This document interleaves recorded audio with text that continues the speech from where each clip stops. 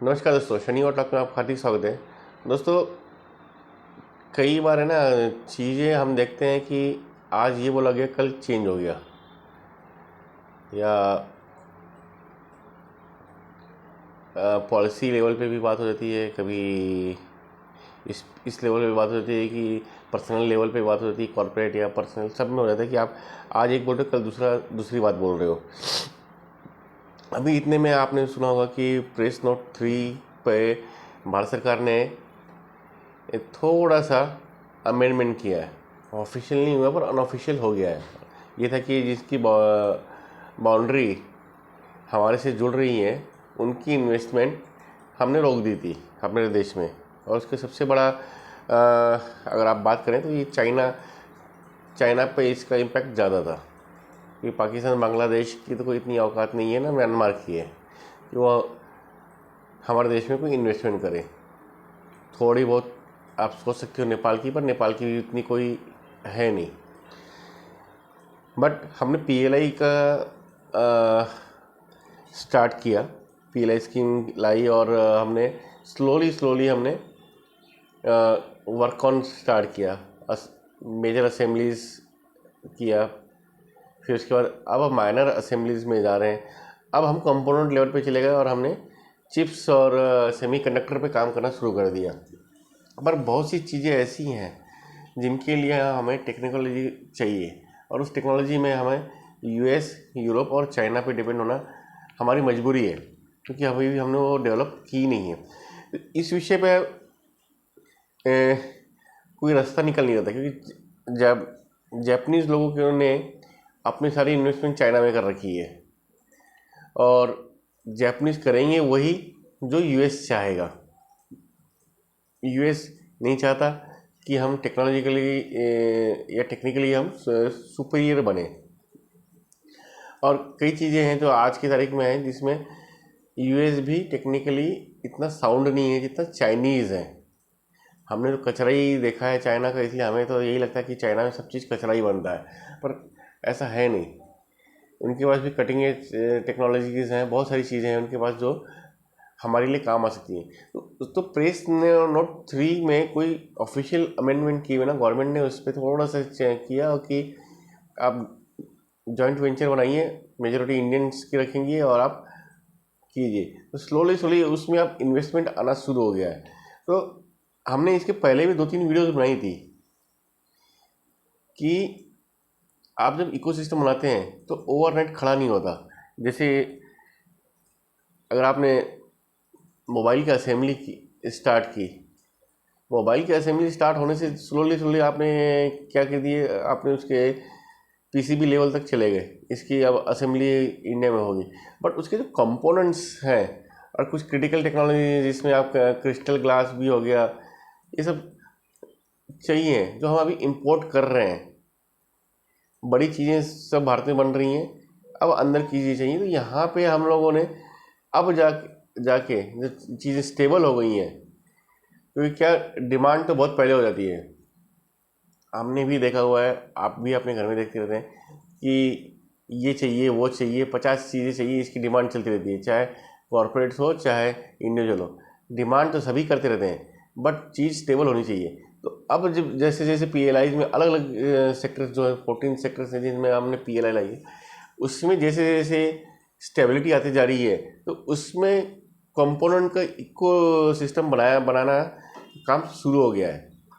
और इससे press note 3 काम में अड़चन नहीं पैदा कर रही है।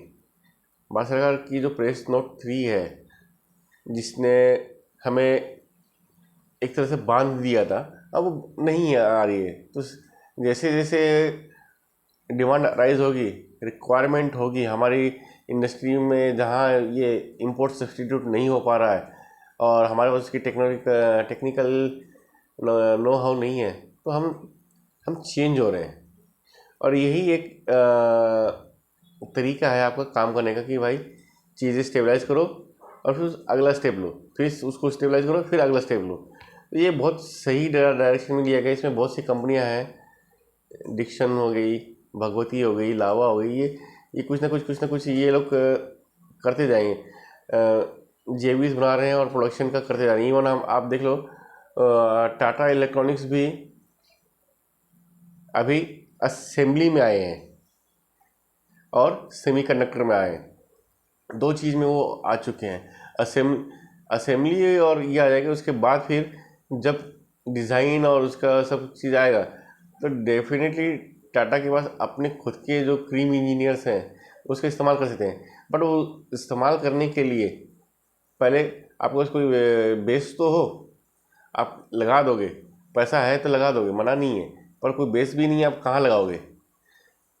क्योंकि इलेक्ट्रॉनिक्स मैन्युफैक्चरिंग में टाटा मेरे ख्याल से 1996 के बाद गायब हो गया। पहले टाटा का फ़ोन आता था, टाटा फ़ोन, जो मैंने ऐड देखी 92-93 में।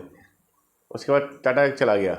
नेल्को नाम की कंपनी थी टाटा की, टाटा ने उसको बंद किया, बेच दिया, मुझे याद नहीं है, और पर आप थोड़ा चेक कर लीजिएगा। तो ये बेस था नहीं। बड़ी कंपनियां अब उनको दिख रहा है कि भाई इसमें पैसा लगाना चाहिए पीएलआईज में। तो अब मैं सिर्फ इलेक्ट्रॉनिक्स की बात नहीं कर रहा हूँ, हर पीएलआई स्कीम और उसकी से बनने वाला इकोसिस्टम को स्लोली कैसे स्टेबलाइज किया जा रहा है, उसके लिए इंफ्रास्ट्रक्चर क्या चाहिए। प्ले एंड प्लग का जो मॉडल था, जिसको मैं खुद नहीं समझ पा रहा था इसमें काम कैसे होगा। मैं सच ही बड़ी अजीब है कि बार बार मैं ऐड देख रहा था, गवर्नमेंट की बातें भी सुन रहा था, स्टेक होल्डर्स की बात हो रहा था कि प्ले एंड प्लग। और ये बात हो रही है कब से? सन 2020 से, कोरोना टाइम से ये बात हो रही है कि प्ले एंड प्लग होना चाहिए, लैंड पूल करो, ये करो, वो करो, सब चल रहा है। तो अभी जो बांग्लादेश क्राइसिस हुआ उसमें जो इंडस्ट्री 30% इंडस्ट्री अगर बिहार गायब हो, सॉरी गायब नहीं, आ गई, बिहार बांग्लादेश से गायब हो गई और भारत में आ गई, और वो they have started their work. यानी ये नहीं है कि उनको पहले कुछ फाउंडेशन खोदनी है, ये करना होगा, ना, लगाओ जी, अपना प्लग लगाओ और काम स्टार्ट करो। तो वो आपको लॉन्ग रन में कैसे उसका बेनिफिट हो सकता है वो सब दिख रहा है। और इकोसिस्टम बनाने के लिए आप you have to give time. सही समय पे सही चीज़ करेंगे तो आपको रिजल्ट मिलेगा। यही पूरे 1.5-2 हफ्तों से मैं डिफरेंट न्यूज़ और ये सब देख रहा हूँ या जानकारी इकट्ठी कर रहा हूँ, तो ये मुझे ये सब चीज़ साफ दिख रही है। लैंड पूलिंग क्यों चाहिए? इंडस्ट्री के लिए चाहिए। जब 2020 में ये आ रहा था, इसका इस्तेमाल कैसे होगा? क्योंकि सेंट्रल गवर्नमेंट की और स्टेट गवर्नमेंट के पास अपनी लैंड्स हैं। कोई 1 लाख 1.5 लाख करोड़ 1 लाख या 1.5 लाख एकड़ की पूरी वो है, लैंड बैंक है भारत में। तो उसका इस्तेमाल कैसे होगा, क्या होगा? तो वो अब दिखना चालू हो रहा है कि इसका इंफ्रास्ट्रक्चर चाहिए इंडस्ट्री के लिए, चाहे सर्विसेज हो या गुड्स हो, आपको इंफ्रास्ट्रक्चर चाहिए। उसका बैकबोन बनाने के लिए, उसका इकोसिस्टम बनाने के लिए आपको जगह चाहिए, सब कुछ चाहिए। ये हो रहा है दोस्तों। चीज़ें आने में थोड़ा समय लगता है, थोड़ा टाइम लगता है, बट होता है। थोड़ा सा पेशेंस रखना हमेशा फ़ायदेमंद है। तो दोस्तों आज हम यहीं रुकते हैं, अगले शनिवार टॉक में फिर आपसे बहुत बात करेंगे, मुलाकात करेंगे। तब तक के लिए धन्यवाद, नमस्कार।